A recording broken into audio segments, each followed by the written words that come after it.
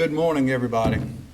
I'm James Anderson, and I represent the president of the AEA.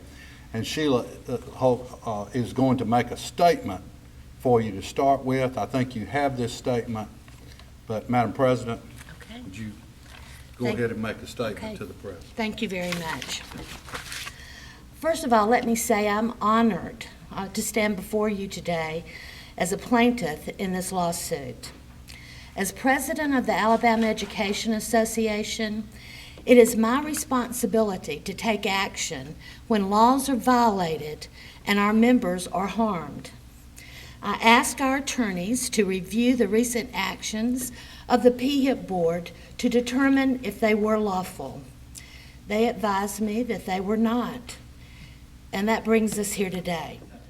It's very frustrating, and you need to remember that we represent a lot of people who this will take all of their raise and possibly even more.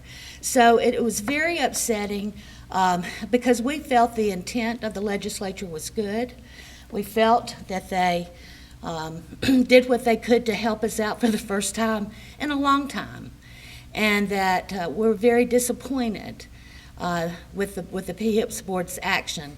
But more than that, we were disappointed that we were denied the opportunity to discuss that action. But I can tell you, I hope that it upsets a lot of citizens of Alabama that this legislation that they thought was so important and passed the Sunshine Law, it has implications way beyond education. All we were asking was an opportunity to have an open discussion about it. You know, the results of that discussion, I don't know if they would have been different, but as a citizen of the state, we have a right to do that. And so the way that it was handled, not allowing any input, is something that should be stopped and should be a concern of all the citizens. Not just I want to add, in my legal career representing teachers, which I'm very proud, and this organization is about the only group that could come forward to represent him. And not all teachers are a member of this, but this is going to benefit all of them. But I was going to say, I don't know if I've ever represented anybody or met anybody that's teaching because they're doing it for the money. But we do need to take care of them, and we do need to stand up for their rights when somebody is manipulating what little bit that we can do to help pay them. But we have pretty loyal members. But this is just an example of just one of the many things that we do for our membership. I do want to say also this. The morale for the first time in a long time was headed up. We had a state legislature who for the first time said, okay, we are able to do this, and this is something we want to do.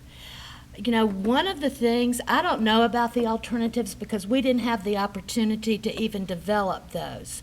But I do know this. I would like to ask what happened between the time that you were asked, the PEEHIP board, what would it take to fully fund your insurance, and an answer was given. What happened between that time and the day that you met, you know, in secret, and the amount was raised? But that's just one of the questions, and then there are alternatives. We always have been able to work out, different scenarios with them. But what I really hate is for the students, for the teachers, for the support workers. Morale for the first time in a long time was headed up, and there was some hope. We had increased, they were going to increase the number of employees for the 7th and 12th grade. We looked at a raise that was, although small, it was a raise. And there were many things that were headed in the right direction. And this really was just a very deflating thing, and also a very upsetting, especially for our workers who may even be in the negative with this. We have some bus drivers that have told me that this will not only take away their raise, that they will see a decrease in pay. So, there's some things that we need to work out. There's some questions we would like to ask the PEEHIP board, and just really want to be given the opportunity to do that. And one of the things that here at AEA that we're most concerned about is young career educators. And you know, when you start out, you have a high number of those leaving the field because they have to think about their family. They have to think about the future. And if you enter a profession when there has not been a raise in 9 years, and you enter a field where they're increasing your benefit, and increasing what you have to pay for insurance, and in the past, you know, we had very high classroom numbers, but that was changing, okay? And so it gave me some hope that it would encourage young career educators to stay, and also would show people that were interested in the field that it was a secure field and a good field to enter into. So that's what I would say. The morale is hurt because you may lose some very good young educators who has to look to the future.